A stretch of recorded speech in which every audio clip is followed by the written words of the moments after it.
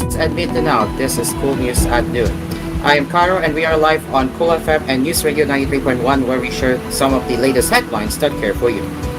Let's begin with our headlines for this afternoon.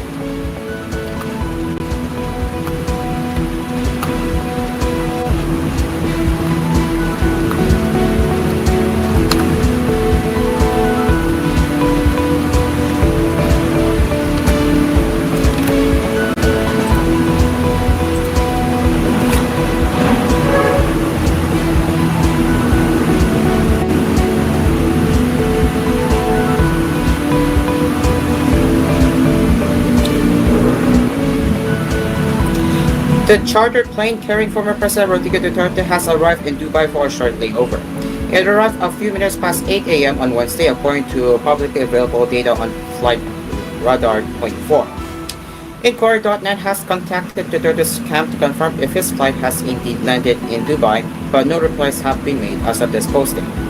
The Gulfstream G550 jet with tail number RPC5219 took off at 11:03 p.m. on Tuesday with Duterte on board, along with former Executive Secretary Salvador Midaldia, a nurse, and a former president's personal assistant.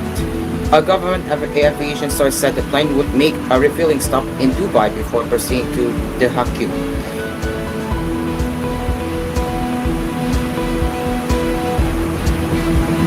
Meanwhile, Vice President Sara Duterte on Wednesday departed Manila to join her father, former President Rodrigo Duterte, who was sent to the HQ in the Netherlands to face the International Criminal Court on his alleged crimes against humanity.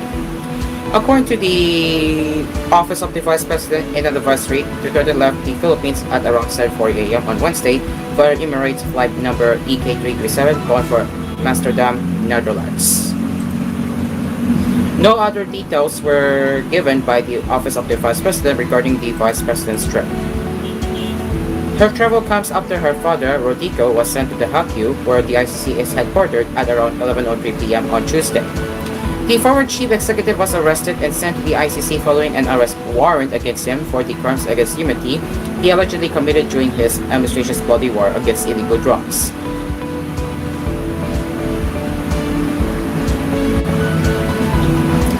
President Ferdinand Marcos Jr. has brushed off claims that former President Rodrigo Duterte's arrest was merely political persecution, stressing the government only complied with the International Criminal Police Organization, or shortened as term Interpol.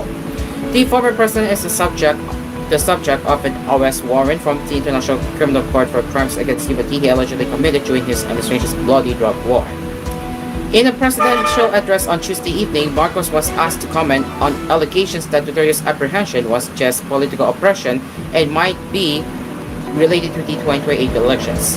Well, I'm sure they will say that, Marcos said, laughing. He pointed out that the case against Duterte was initiated in 2017, the year when the Philippines was still a member of the ICC and Duterte was still in power. So I don't see how that can be political persecution on my part because it was initiated before I came into the picture, Marcos said.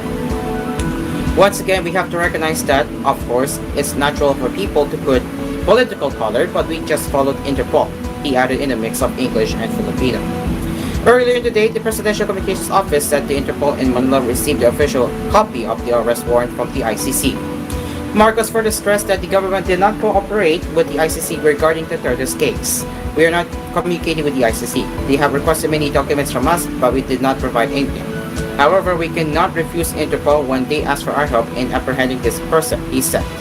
In the same briefing, Marcos confirmed that the charter plane carrying Duterte took off for the HQ in the Netherlands at 11:03 p.m.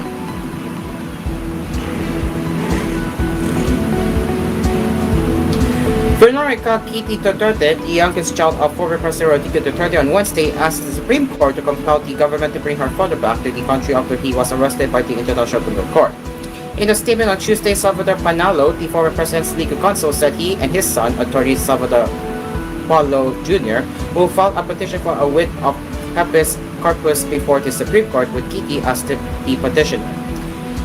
The older Panalo said in a statement, the petition will ask the Supreme Court to compel the government to bring him back and for it to account for its constitutional transgressions on the rights of President Rodrigo Duterte and its unpatriotic and abject surrender of the country's sovereignty to the ICC that has no jurisdiction over the former.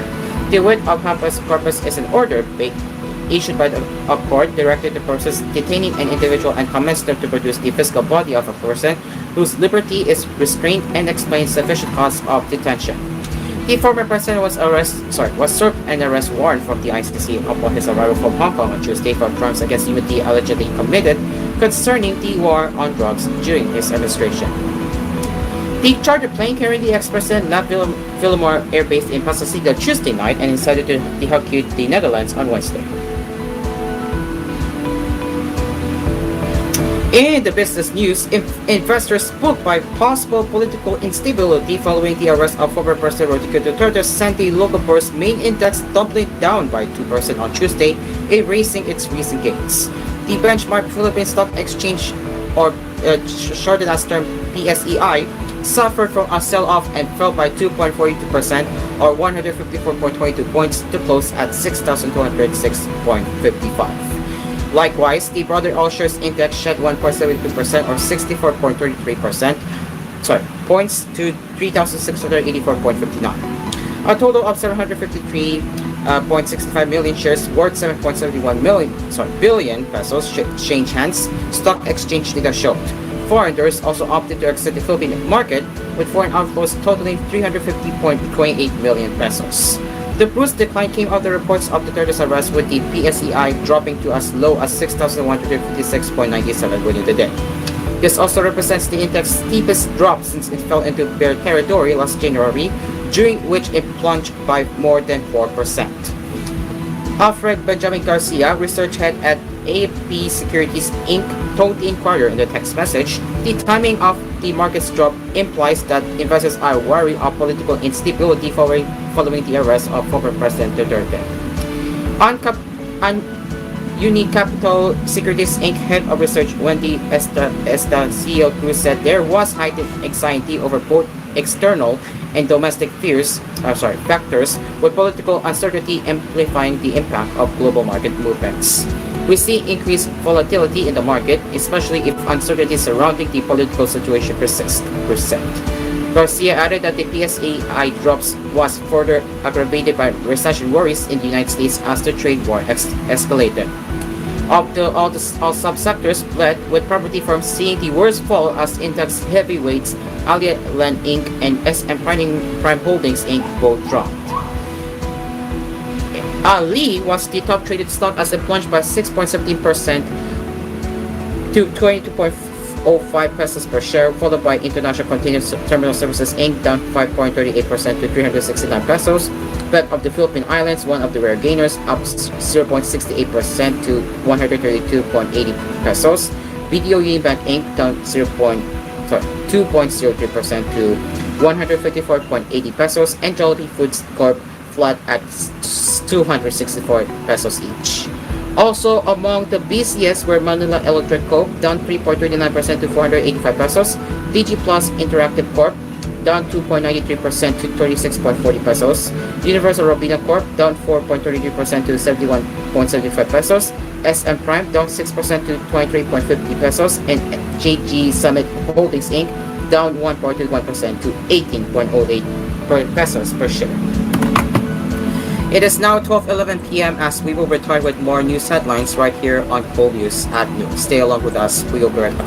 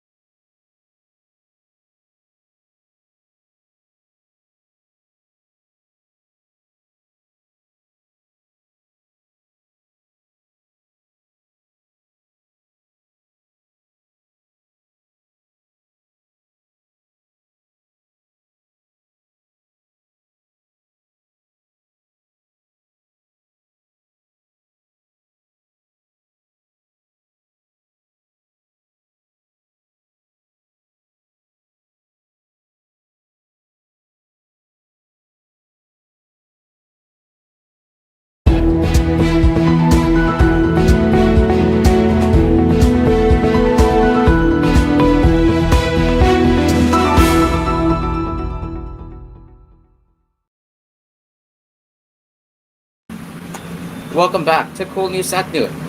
Let's continue with our headlines.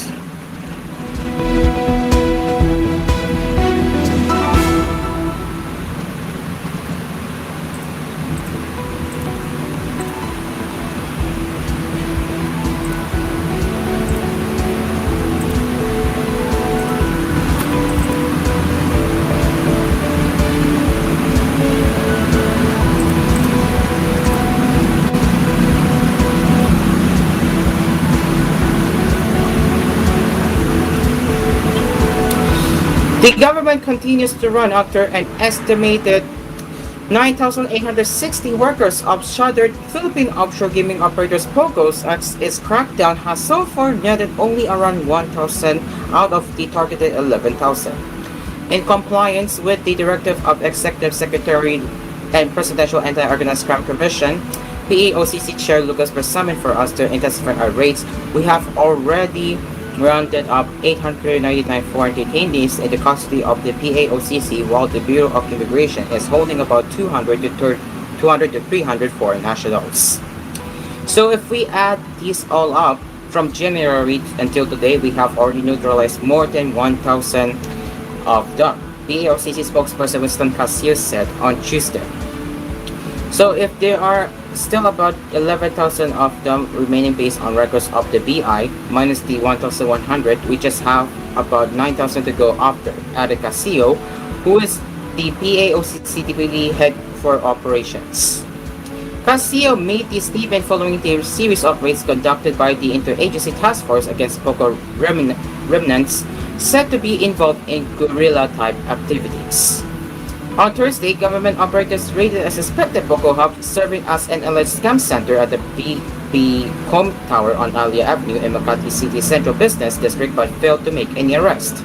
Citing intelligence information, Casio said about 600 to 1,100 foreign nationals were suspected to be working there.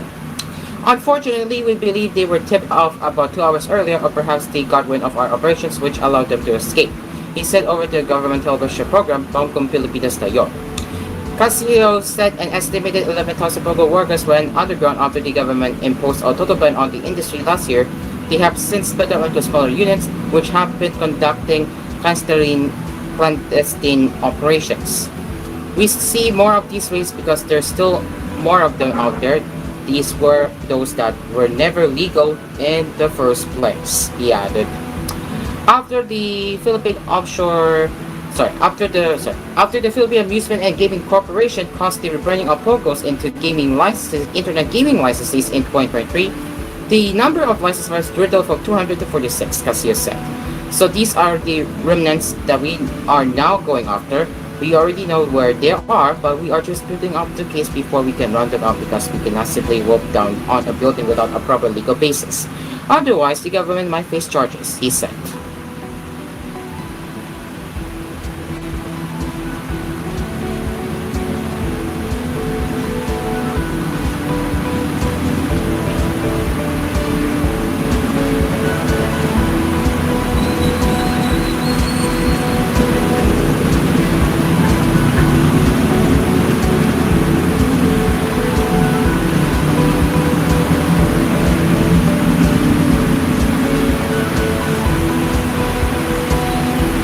Meanwhile, Senate President Pro Tempore Jingo Estrada called on Filipinos to remain calm following the arrest of former President Rodrigo Duterte. In a statement released shortly after Duterte's arrest on Tuesday, Estrada said Filipinos must refrain from engaging in any form of violence, spreading misinformation, or taking actions that may only further polarize the Philippines.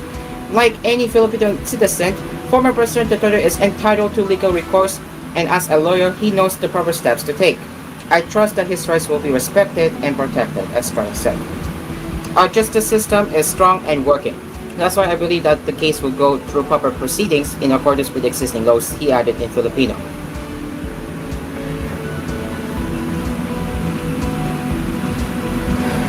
Also, meanwhile, a day after former President Rodrigo Duterte's arrest, Senate President Chis Escudero urged fellow lawmakers to avoid using the issue to fan the flames of partisanship for the midterm election campaigns.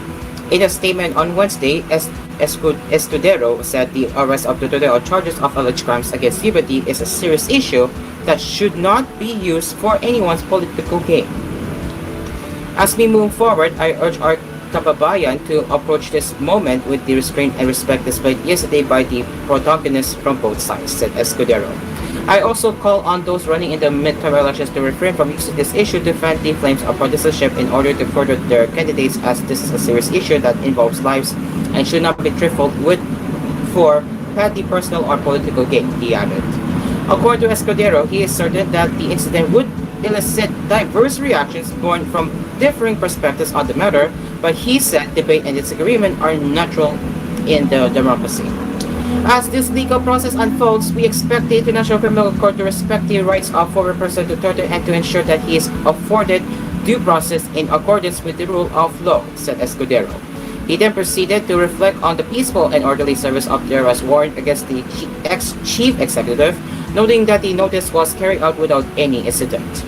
He said this proves the nation's commitment to upholding international agreements, as well as the maturity, civility, calm, and professionalism of all those involved.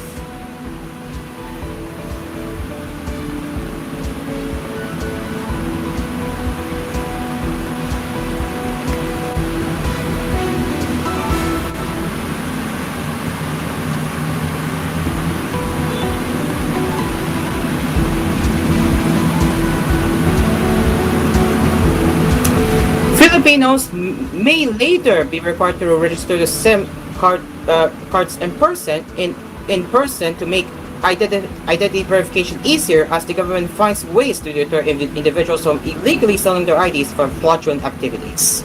The National Telecommunications Commission, in a statement on Tuesday, said it was set to hold a comprehensive review of proposals to improve the implementation of the SIM Registration Act. These include requiring the SIM card owner to be present during registration, similar to when Filipinos apply for a driving license and National Bureau of Investigation clearance. The current online registration process has faced criticism as a contributing factor to the surge in text scams, wherein unscrupulous individuals exploit the system to sell the identities to others, the NTC said. Both the regulators and telecommunication companies have raised concerns of reselling pre-registered SIM cards, which can be used for text scams.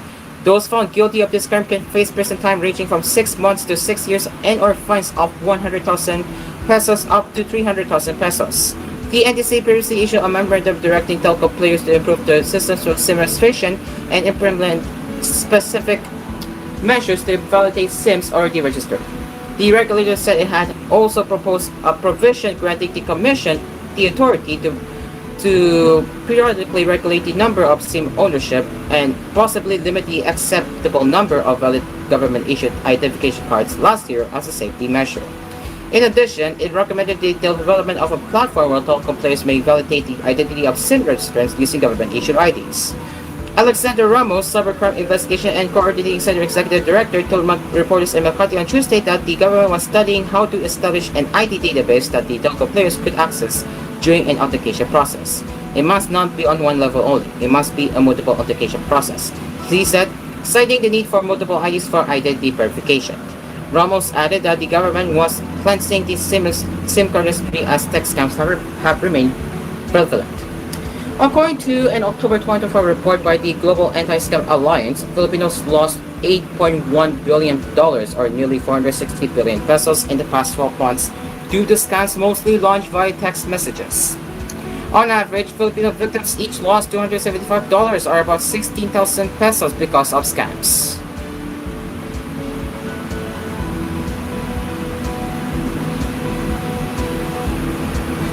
And into the showbiz now, as the SP's 19 comeback started on a strong note as them debuted at the top spot of Billboard's World Digital Song Sales Chart, making them the first Filipino act to achieve this milestone.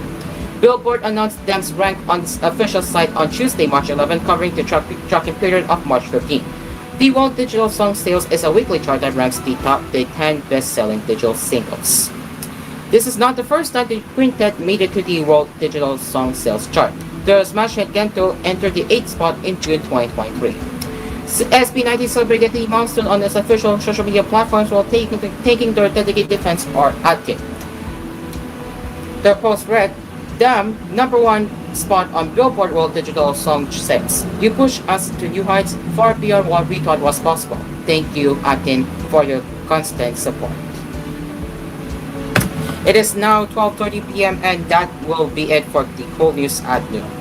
We will return with more news headlines with koolNews at 6 and later with koolNews Prime Time at 10:30 p.m. You can also send us your comments, suggestions, and feedback to our email at tvhthephilippines.news@gmail.com. With that, the music continues right here on Cool FM. This is your station. This is home. I'm Caro. Good afternoon.